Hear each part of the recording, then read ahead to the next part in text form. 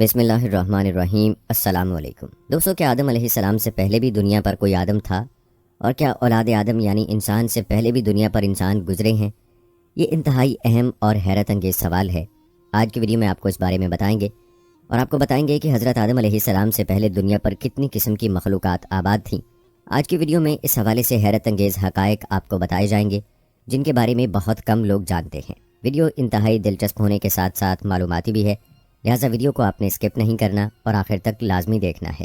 دوستوں، ہم آپ کو آدم علیہ السلام سے پہلے کے آدم کے بارے میں روایات بھی بتائیں گے، لیکن پہلے آپ کو یہ بتاتے چلیں کہ بعض روایات میں آتا ہے کہ زمین پر حضرت آدم علیہ السلام سے پہلے 28 قسم کی مخلوقات آباد تھیں۔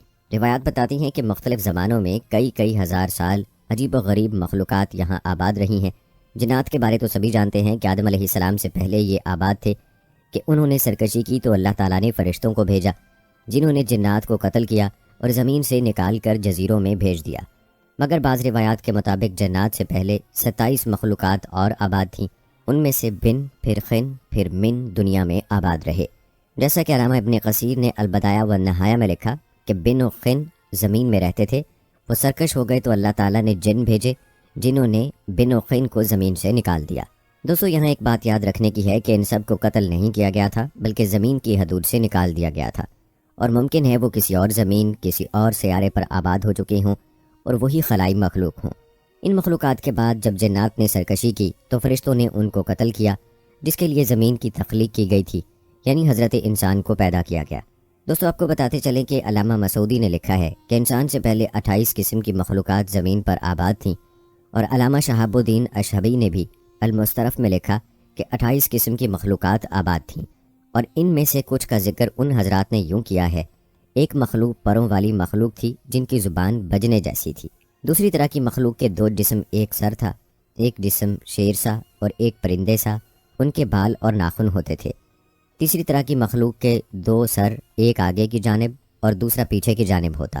ایک اور قسم کی مخلوق کے بارے میں بتایا گیا کہ یہ نصف انسان جیسے تھے اور ان کی کئی ٹانگیں تھیں۔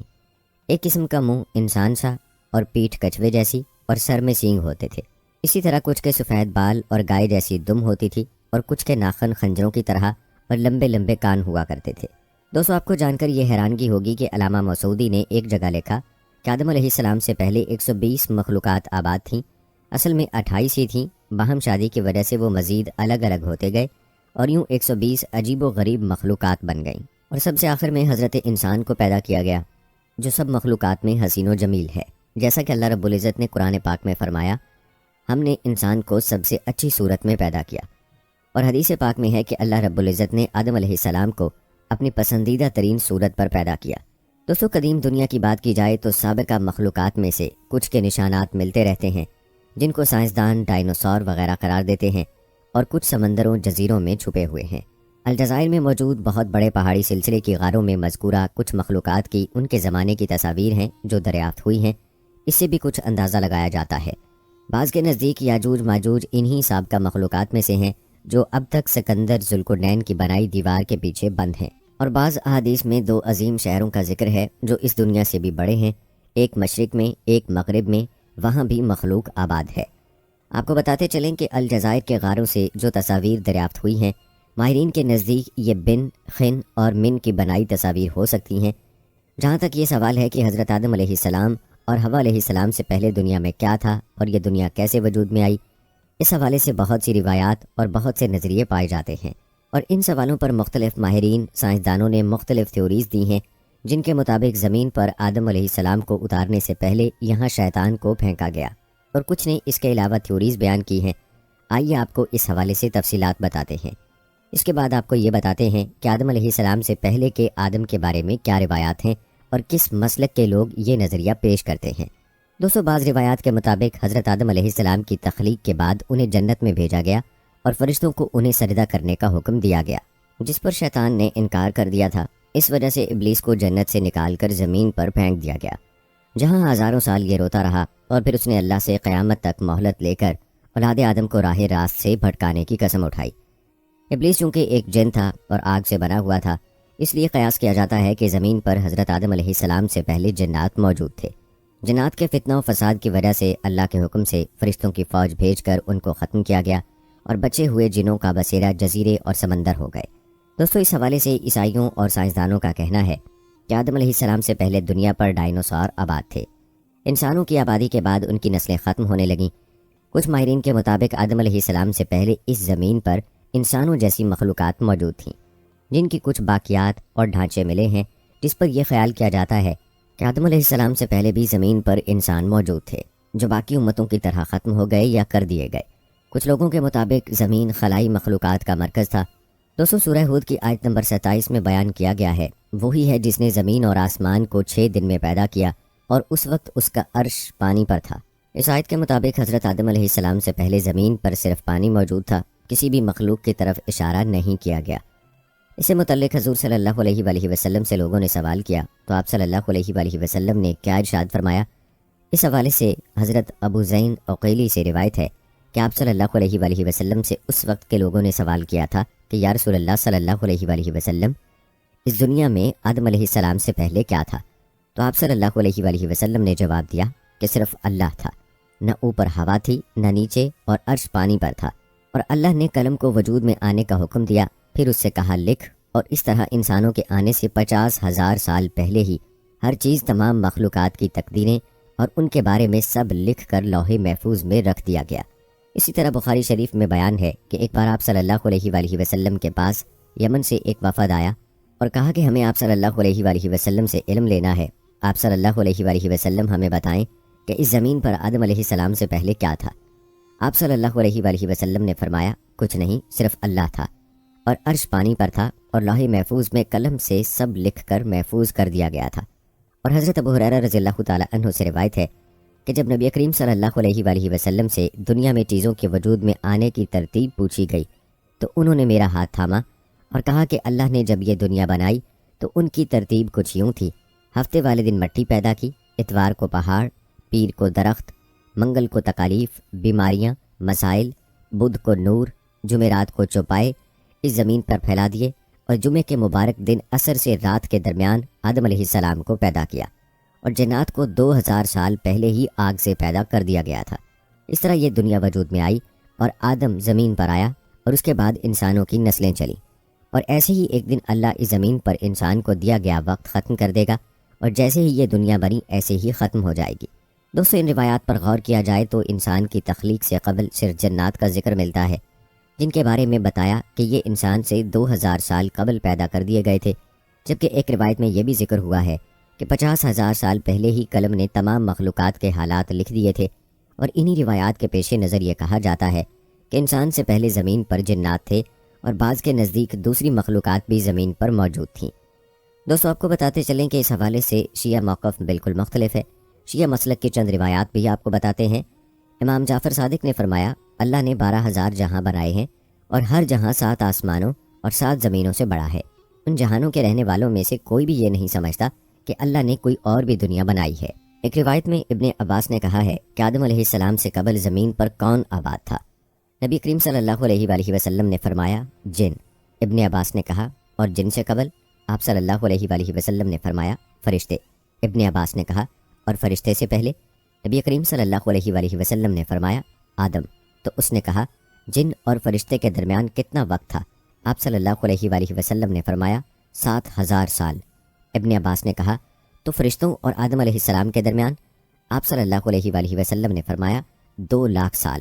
اس حدیث میں واضح طور پر مذکور ہے کہ آدم علیہ السلام سے پہلے جن آباد تھے، اس سے پہلے فرشتے، اور اس سے پہلے آدم، یعنی آدم علیہ السلام کا سلسلہ اس سے پیچھے جاتا ہے۔ دوستو، اہل تشیع کی بعض روایات میں کعبہ کا پہلے سے موجود ہونا اور آدم علیہ السلام سے ہزاروں سال قبل اس کے حج ہونے کا ذکر ملتا ہے، اور کچھ دیگر احادیث میں یہ ذکر ملتا ہے کہ ہماری زمین بہت پرانی ہے، مگر آدم علیہ السلام کی خلقت قریب کے زمانے میں ہی ہوئی ہے۔ اس طرح اہل سنت منابع میں ہن اور بن کے قبائل کا آدم علیہ السلام سے پہلے زمین پر آباد ہونے کا ذکر ملتا ہے، اگرچہ یہ واضح نہیں کہ اس سے مراد کون ہے۔ ایک روایت میں عبداللہ بن عمر رضی اللہ تعالی عنہ نے کہا ہن اور بن کے لوگ آدم علیہ السلام سے 2000 سال پہلے کے تھے، بلکہ ابن عباس کے اثر میں یہ بھی ملتا ہے کہ 7 اور زمینیں ہیں اور سب میں ان کے اپنے آدم ہیں۔ یہاں 7 کے عدد کو کثرت تعداد میں سمجھا جا سکتا ہے۔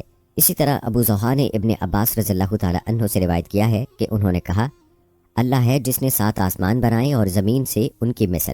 کہا 7 زمینیں، ہر زمین میں تمہارے نبی محمد جیسا ایک نبی ہے، اور آدم علیہ السلام جیسا ایک آدم ہے، نوح علیہ السلام جیسا ایک نوح ہے، ابراہیم علیہ السلام جیسا ایک ابراہیم ہے، اور عیسیٰ علیہ السلام جیسا ایک عیسیٰ ہے. حاکم نے کہا یہ حدیث صحیح الاسناد ہے اور بخاری و مسلم نے روایت نہیں کی، ذہبی نے بھی صحیح کہا ہے. دوستو آپ کو بتاتے چلیں کہ شیعہ کتب میں دیگر جہانوں اور آدموں کی موجودگی اتنی معروف تھی کہ اہل سنت مفسرین نے بھی اس کو نقل کیا ہے. شیعہ کتب میں امام محمد بن علی باقر سے منقول ہے کہ انہوں نے فرمایا وہ آدم جو ہمارے والد ہیں ان سے پہلے 1 لاکھ یا اس سے زیادہ آدم گزر چکے ہیں. اور علامہ علوسی لکھتے ہیں امام محمد بن علی باقر سے منقول ہے کہ انہوں نے فرمایا وہ آدم جو ہمارے والد ہیں ان سے پہلے 1 لاکھ یا اس سے زیادہ آدم گزر چکے ہیں. اور شیخ اکبر قدس سرہ نے اپنی فتوحات میں جو لکھا ہے اس کا ظاہری مفہوم یہی بنتا ہے کہ آدم علیہ السلام سے 40,000 سال پہلے بھی آدم وغیرہ تھے. دوستو ابن عربی کی جس عبارت کی طرف علامہ علوسی کا اشارہ ہے وہ یہ ہے، میں نے اپنے خواب میں طواف میں ایک شخص کو دیکھا، اس نے مجھے بتایا کہ وہ میرے اجداد میں سے ہیں اور اس نے خود کا نام لیا، تو میں نے ان سے ان کی موت کے وقت کا پوچھا. انہوں نے مجھ سے کہا 40,000 سال پہلے. تو میں نے ان سے آدم علیہ السلام کا پوچھا تو انہوں نے کہا کون سے آدم کا پوچھ رہے ہو؟ سب سے قریب والے آدم کا. دوستو آپ کو بتاتے چلیں کہ سید مصطفیٰ خمینی نے اپنی تفسیر میں ان امور پر بحث کی ہے اور بہت سی روایات نقل کی ہیں. ان میں سے بعض یہ ہیں، جہاں تک روایات کی بات ہے جو چند روایات میں معصوم سے پوچھا گیا کیا آدم سے قبل آدم تھا، تو امام نے فرمایا ہاں. تو ان سے پوچھا گیا کیا ان سے پہلے بھی آدم تھا، انہوں نے فرمایا ہاں. پھر امام نے فرمایا مجھ سے جتنی بار بھی تم پوچھو گے تو جواب یہی ہوگا کہ ان سے پہلے بھی آدم تھے. اور ایک اور روایت میں نبی کریم صلی اللہ علیہ وآلہ وسلم سے مروی ہے کہ انہوں نے عدنان کے بعد اپنے اجداد کا پوچھنے سے منع فرمایا تھا، اور شاید اس میں اشارہ یہ ہے کہ یہ کبھی کسی حد پر منتہا نہیں ہوگا، نہ ہی کسی شخص پر ختم ہوگا جس کے پیچھے کوئی اور نہ ہو. آدم علیہ السلام کی وجہ تسمیہ پر ایک صحیح سند حدیث ہے. امام صادق نے فرمایا آدم علیہ السلام کا نام آدم اس لیے رکھا گیا کیونکہ وہ زمین کے عدیم یعنی سطح سے بنے تھے. اس کتاب کے مصنف شیخ صدوق کا کہنا ہے چوتھی زمین کا نام ادیب ہے اور آدم علیہ السلام اس میں سے خلق ہوئے، بس اس سبب کہا جا سکتا ہے کہ یہ زمین کی عدیم سے بنے. اسی طرح کی بات اہل سنت منابع میں بھی موجود ہے کہ تمام آدم زمین کی سطح سے خلق ہوئے ہیں، اور اس کی تائید میں آرکیالوجی کے دلائل موجود ہیں. سائنسی اور تجربی شواہد سے لاکھوں سال پرانی ہڈیاں سامنے آئی ہیں جس سے ہمیں پتہ چلتا ہے کہ ہم سے قبل بھی انسان نما مخلوقات اس دھرتی پر موجود تھیں، جو کہ ہماری بات کو مزید تقویت دیتی ہے. اور یہ فقط اس زمین کی بات ہے، اس کائنات میں کھربوں سیارے ہیں اور بہت بعید ہے کہ صرف ایک ہی سیارے پر یہ حالات ظاہر ہوئے کہ ادھر زندگی وجود میں آئی، اور اسی بنیاد پر دیگر عوالم میں ذی شعور مخلوقات کا ہونا روایات میں وارد ہوا ہے. اس پر اور بھی بہت سے نصوص موجود ہیں، اور ابن عباس سے بھی مروی ہے 300 سے زیادہ عوالم وجود رکھتے ہیں. لہٰذا یہ آدم کی خلقت اور مختلف عوالم کا تسلسل ہمیشہ سے جاری ہے اور چلتا رہے گا، اور ہم خدا کے اس کار میں پہلی مخلوق نہیں ہیں، نہ ہمارے جد پہلے آدم ہیں، بلکہ قرآن کی بہت سی آیات سے یہ لگتا ہے کہ خدا ہمارے بعد بھی بہت سے جہان اور مخلوقات کو پیدا کرے گا. دوستو اب اہل تشیع کی ان روایات سے یہ بات واضح ہوتی ہے کہ اہل تشیع ایک سے زیادہ آدم ہونے کا اعتقاد رکھتے ہیں اور ایک سے زیادہ جہانوں کا بھی اعتقاد رکھتے ہیں. یاد رہے کہ اہل تشیع کی اکثر روایات میں مبالغہ پایا جاتا ہے اور زیادہ تر خود ساختہ ہیں. اصل حقیقت یہی ہے کہ حضرت آدم علیہ السلام دنیا انسانی میں پہلے انسان اور کائنات بشری کے پہلے ابول بشر ہیں. لیکن بعض نظریات میں یہ بات ملتی ہے کہ اس سے بھی پہلے اس قسم کی دنیای انسانی کا وجود اس کائنات میں رہا ہے، اور اس کے لیے بھی اسی طرح ایک آدم ابوالبشر کی ہستی رہی ہے، جس کے بارے میں آپ کو ہم تفصیل سے بتا چکے ہیں. دوستو آپ کو بتاتے چلیں کہ اس مسئلے کے متعلق بعض علماء طبقات الارض نے یہ ثابت کرنے کی کوشش کی ہے کہ موجودہ انسانی دنیا سے قبل بھی رب مسکون پر عالم انسانی کا وجود رہا ہے، اور آج سے 30,000 سال قبل کی اس جنس بشری کا نام نیا ندرتال تھا، اور اس کا موجودہ نسل انسانی سے قطعاً کوئی تعلق نہ تھا، بلکہ وہ مستقل نسل تھی جو ہلاک ہو گئی، اور اس کے بعد موجودہ نسل انسانی نے جنم لیا. مگر ان کی یہ تحقیق تخمینی اور قیاسی ہے جو انسانی ڈھانچوں اور ان کی ہڈیوں کی تحقیق پر مبنی ہے، اور کسی یقین اور علم حقیقی پر مبنی نہیں ہے. یاد رہے کہ قرآن پاک نے ہم کو اس کے متعلق کوئی اطلاع نہیں دی، نہ کسی موقع پر اس کے بارے میں کوئی اشارہ کیا، اور نہ ہی نبی اکرم صلی اللہ علیہ وآلہ وسلم سے اس مسئلے میں کوئی تصریح موجود ہے. لہٰذا ہمارے یقین اور اعتقاد کے لیے اسی قدر کافی ہے جو ہم کو قرآن کے یقینی علم اور وحی الہی کے صاف اور صریح اطلاع سے حاصل ہوا ہے۔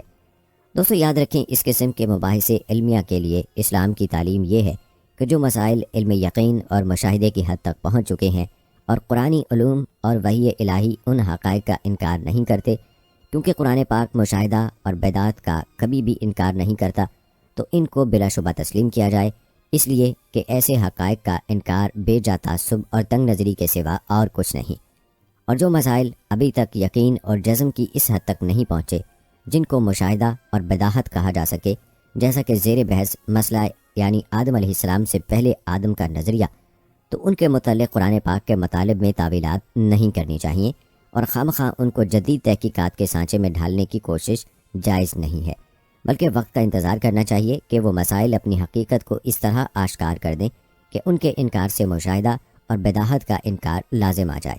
اس لیے کہ یہ حقیقت ہے کہ مباحثہ علمیہ کو تو بارہا اپنی جگہ سے ہٹنا پڑا ہے، مگر علوم قرآنی کو کبھی ایک مرتبہ بھی اپنی جگہ سے ہٹنے کی ضرورت پیش نہیں آئی، اور جب کبھی مسائل علمیہ بحث و نظر کے بعد یقینیات اور مشاہدات کی حد تک پہنچے ہیں تو وہ ایک نقطہ بھی اس سے آگے نہیں گئے جس کو قرآن نے پہلے سے واضح کر دیا ہے۔ اور قرآن پاک میں جس آدم کا ذکر ہے وہ ہمارے جد امجد ہیں، اس کے علاوہ کوئی اور نہیں ہے۔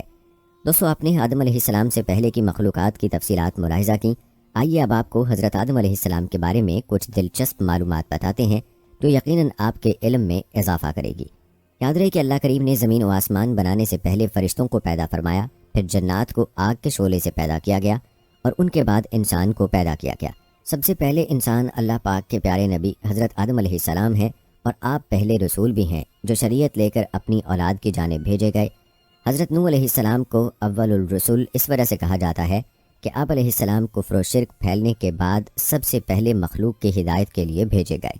دوستو یاد رہے کہ حضرت آدم علیہ السلام پہلے خلیفہ بھی ہیں، جیسا کہ قرآن پاک کے پہلے پارے کی سورہ بقرہ کی آیت نمبر 30 میں ارشاد ہے، اور یاد کرو جب تمہارے رب نے فرشتوں سے فرمایا میں زمین میں اپنا نائب بنانے والا ہوں۔ اس آیت کی تفسیر میں مفسرین فرماتے ہیں خلیفہ اسے کہتے ہیں جو احکامات جاری کرنے اور دیگر اختیارات میں اصل کا نائب ہوتا ہے۔ اگرچہ تمام انبیاء علیہ السلام اللہ پاک کے خلیفہ ہیں، لیکن یہاں خلیفہ سے حضرت آدم علیہ السلام مراد ہیں، اور فرشتوں کو حضرت آدم علیہ السلام کی خلافت کی خبر اسی لیے دی گئی کہ وہ ان کے خلیفہ بنائے جانے کی حکمت معلوم کریں اور ان پر خلیفہ کی عظمت و شان ظاہر ہو کہ ان کو پیدائش سے پہلے ہی خلیفہ کا لقب عطا کر دیا گیا ہے اور آسمان والوں کو ان کی پیدائش کی خوشخبری دی گئی۔ دوستو یاد رہے کہ اللہ کریم اس سے پاک ہے کہ اسے کسی سے مشورے کی ضرورت ہو۔ البتہ یہاں خلیفہ بنانے کی خبر فرشتوں کو ظاہری طور پر مشورے کے انداز میں دی گئی۔ اس سے اشارتاً معلوم ہوتا ہے کہ کوئی اہم کام کرنے سے پہلے اپنے ماتحت افراد سے مشورہ کر لیا جائے تاکہ اس کام سے متعلق ان کے ذہن میں کوئی بات ہو تو اس کا حل ہو سکے یا کوئی ایسی مفید رائے مل جائے جس سے وہ کام مزید بہتر انداز سے ہو جائے۔ اللہ پاک نے اپنے آخری نبی صلی اللہ علیہ وآلہ وسلم کو بھی صحابہ کرام رضوان اللہ مجمعین سے مشورہ کرنے کا قرآن مجید میں حکم ارشاد فرمایا۔ بے شک اللہ پاک کو فرشتوں اور حضور صلی اللہ علیہ وآلہ وسلم کو اپنے اصحاب سے مشورہ کرنے کی حاجت نہیں ہے، لیکن مشورہ کرنے کا فرمان تعلیم امت کے لیے ہے تاکہ امت بھی اس سنت پر عمل کرے۔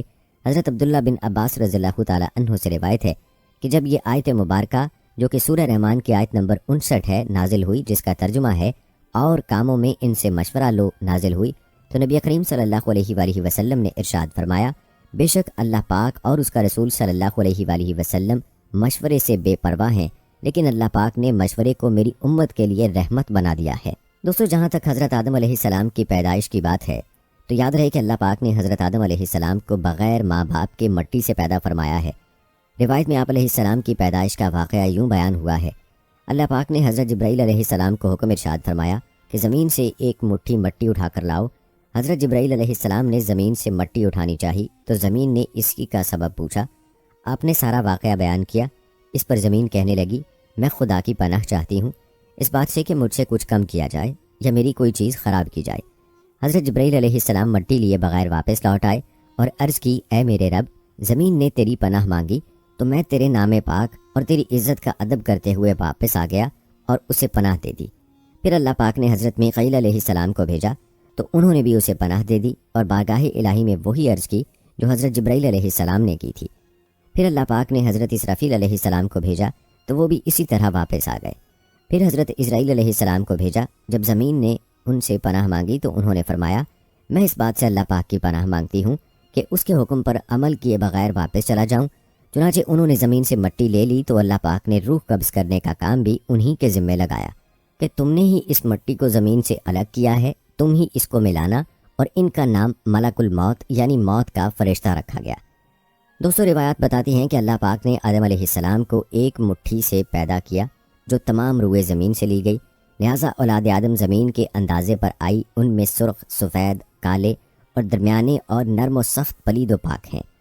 بعض حضرات نے فرمایا کہ حضرت آدم علیہ السلام کی مٹی میں 60 قسم کے رنگ شامل تھے اور تمام آپ کی اولاد میں پائے جاتے ہیں۔ دوستو، جہاں تک سوال ہے کہ حضرت آدم علیہ السلام کو آدم کیوں کہتے ہیں، تو اس حوالے سے حضرت عبداللہ بن عباس رضی اللہ تعالیٰ عنہ نے ارشاد فرمایا، بے شک اللہ پاک نے آدم علیہ السلام کو جمعے کے دن عصر کے بعد پیدا فرمایا اور آپ کو ادیم الارض یعنی ظاہری زمین کی ایک مٹھی مٹی سے پیدا فرمایا، اس لیے آپ کو آدم کہتے ہیں، اور آپ کی اولاد کو آدمی یعنی آدم والا کہتے ہیں۔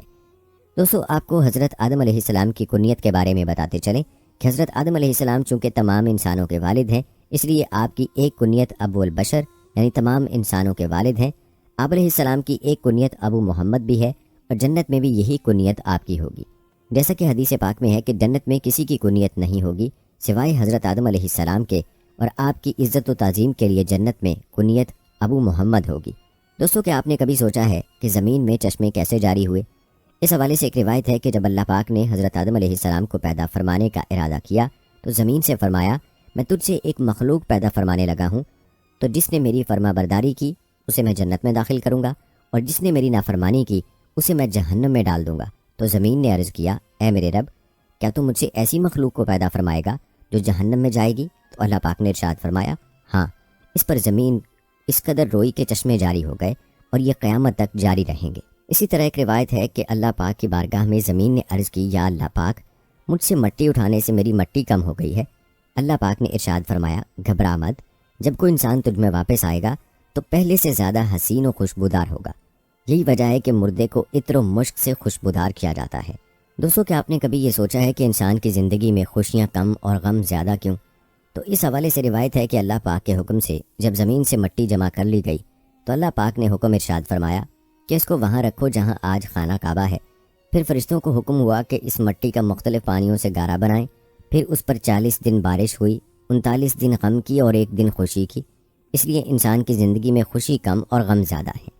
دوستو، پھلوں کی پیدائش کے حوالے سے روایت ہے کہ حضرت آدم علیہ السلام کا مبارک خمیر جس مٹی سے تیار ہوا، اس سے بچ جانے والی مٹی سے کھجور کا درخت بنایا گیا۔ جیسے کہ حضرت علی رضی اللہ تعالیٰ عنہ بیان کرتے ہیں کہ حضور صلی اللہ علیہ وآلہ وسلم نے ارشاد فرمایا، کھجور کا احترام کرو کیونکہ یہ تمہارے والد حضرت آدم علیہ السلام کی بچی ہوئی مٹی سے پیدا کی گئی ہے۔ اور ایک روایت میں یہ ہے کہ کھجور، انار اور انگور کو حضرت آدم علیہ السلام کی بچی ہوئی مٹی سے پیدا کیا گیا۔ دوستو، روایات بتاتی ہیں کہ جب حضرت آدم علیہ السلام کے مبارک وجود کا گارا بنا لیا گیا تو اسے ہواؤں کے ذریعے اتنا خشک کیا گیا کہ وہ بجنے والی مٹی کی طرح ہو گیا جیسے ٹھیکری۔ پھر فرشتوں کو حکم ارشاد ہوا کہ اس کو میدان عرفات کے پاس وادی نعمان میں رکھ دو۔ اس کے بعد اللہ پاک نے اپنے دست قدرت سے حضرت آدم علیہ السلام کا وجود بنایا۔ فرشتوں نے پہلے کبھی ایسی خوبصورت شکل و صورت نہیں دیکھی تھی، لہٰذا حضرت آدم علیہ السلام کا مبارک وجود دیکھ کر وہ بڑے حیران ہوئے اور ان کے ارد گرد تعجب سے دیکھتے رہے۔ دوستو، حضرت انس رضی اللہ تعالیٰ عنہ کی روایت ہے کہ حضور صلی اللہ علیہ وآلہ وسلم نے ارشاد فرمایا، جب اللہ پاک نے جنت میں حضرت آدم علیہ السلام کی صورت بنائی تو جب تک اسی حالت میں رکھنا چاہا تو انہیں چھوڑے رکھا۔ ابلیس ان کے آس پاس گردش کرنے لگا، وہ دیکھتا تھا کہ یہ کیا چیز ہے، تو جب اس نے انہیں خالی پیٹ دیکھا تو سمجھ گیا کہ یہ ایسی مخلوق پیدا کی گئی ہے جو اپنے اوپر قابو نہ رکھے گی، یعنی یہ مخلوق شہوت اور غصے کے وقت اپنے نفس پر قابو نہ رکھے گی اور وسوسے آسانی سے دور نہ کر سکے گی۔ ایک اور روایت میں ہے کہ حضرت آدم علیہ السلام کے مبارک وجود کو دیکھ کر ابلیس نے یہ بھی کہا، ہاں، اس کے سینے کی بائیں جانب ایک بند کوٹڑی ہے، یہ خبر نہیں کہ اس میں کیا ہے، شاید یہ وہی لطیفہ ربانی کی جگہ ہو جس کی وجہ سے یہ خلافت کا حقدار ہوا ہے۔ ابلیس نے فرشتوں سے پوچھا، اگر اسے یعنی حضرت آدم علیہ السلام کو تم سے افضل بنایا گیا تو تم کیا کرو گے؟ انہوں نے کہا، ہم اللہ پاک کا حکم مانیں گے۔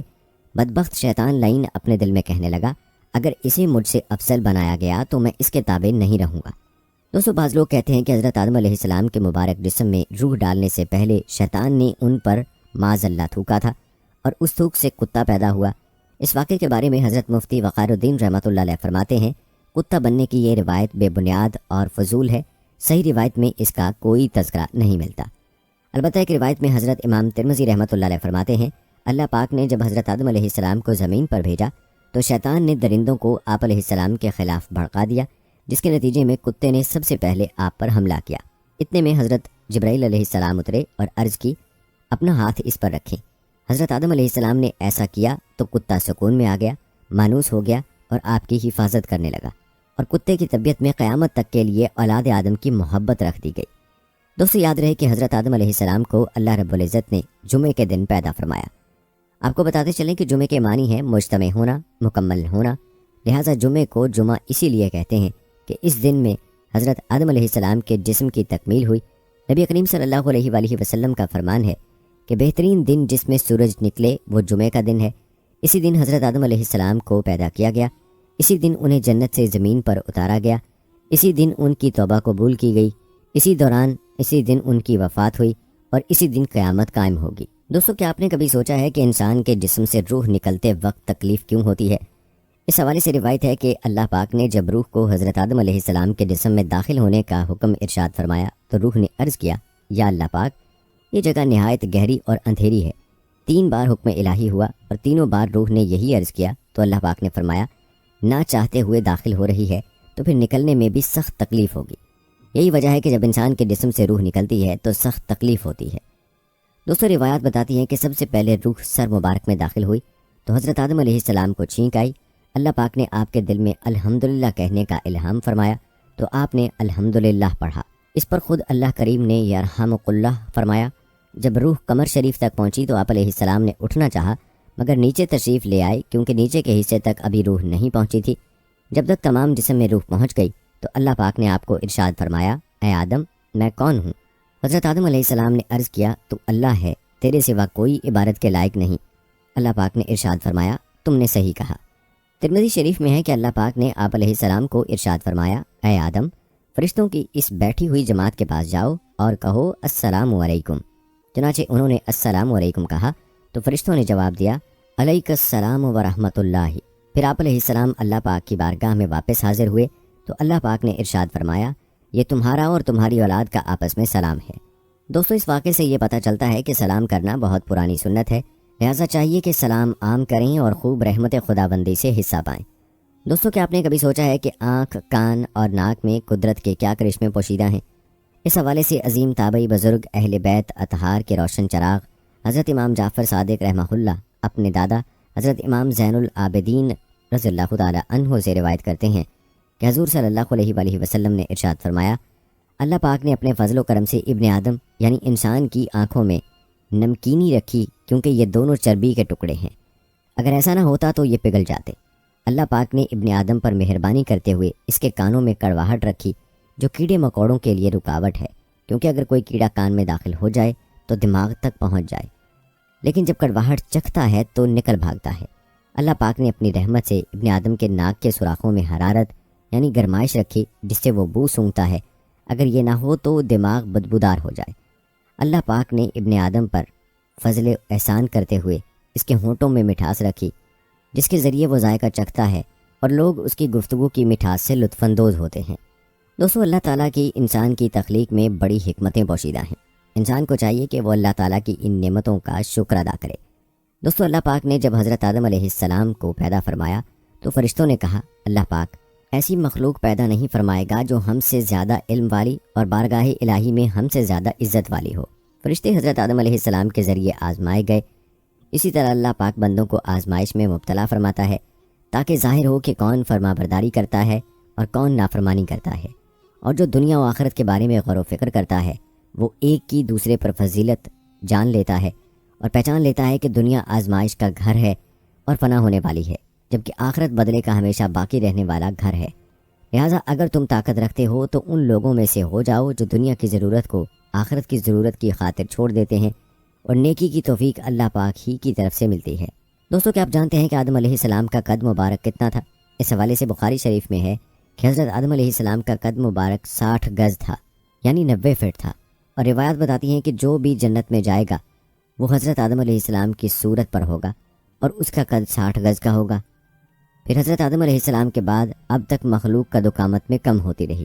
دوستو آپ کو بتاتے چلیں کہ اس حدیث پاک کی شرح میں محدثین لکھتے ہیں کہ جنت میں صرف انسان ہی جائیں گے، جانور یا جنات نہ جائیں گے، اور تمام جنتی انسان آدم علیہ السلام کی طرح حسین و جمیل تندرست ہوں گے، کوئی بد شکل یا بیمار نہ ہوگا، اور سب کا قد 60 ہاتھ ہوگا، کوئی اس سے کم یا زیادہ نہ ہوگا۔ دنیا میں خواہ پست یعنی چھوٹا قد تھا یا دراز یعنی لمبا قد، بچہ تھا یا بوڑھا، مگر یہ کمی صرف دنیا میں ہے، آخرت میں جنت میں پوری کر دی جائے گی۔ دوستو بظاہر اتنا لمبا قد ہونا عجیب اور ناممکن معلوم ہوتا ہے، لیکن اللہ پاک کی قدرت پر نظر کی جائے تو نہ یہ عجیب ہے اور نہ یہ ممکن ہے، کیونکہ اللہ پاک اتنے لمبے قد والا انسان بنانے پر بالکل قادر ہے۔ دوستو آپ نے حضرت آدم علیہ السلام کے بارے میں یہ دلچسپ معلومات ملاحظہ کی۔ اس کے ساتھ آج کے ویڈیو کا اختتام کرتے ہیں۔ دوستو جانے سے پہلے کمنٹ سیکشن میں اپنی رائے کا اظہار ضرور کریں اور بتائیں کہ آپ اگلی ویڈیو کون سے اسلامک ٹاپک پر دیکھنا چاہتے ہیں۔ آپ کی قیمتی رائے ہمارے لیے بہت اہمیت رکھتی ہے، اور جانے سے پہلے ویڈیو کو شیئر بھی ضرور کیجیے گا۔ ہم امید کرتے ہیں کہ آپ کو ہماری آج کی یہ ویڈیو ضرور پسند آئی ہوگی۔ اگر آپ کو ہماری آج کی یہ ویڈیو پسند آئی ہے تو اس کو لائک کریں۔ آخر میں آپ سب لوگوں سے گزارش ہے کہ اگر آپ نے ابھی تک ہمارا چینل سبسکرائب نہیں کیا ہے تو ابھی سبسکرائب کر لیں، ساتھ میں بیل نوٹیفیکیشن کو آن کر لیں تاکہ لیٹسٹ اپلوڈ ہونے والی ویڈیوز کا نوٹیفیکیشن آپ کو بر وقت ملتا رہے۔ مجھے دیں اگلی ویڈیو تک اجازت، فی امان اللہ۔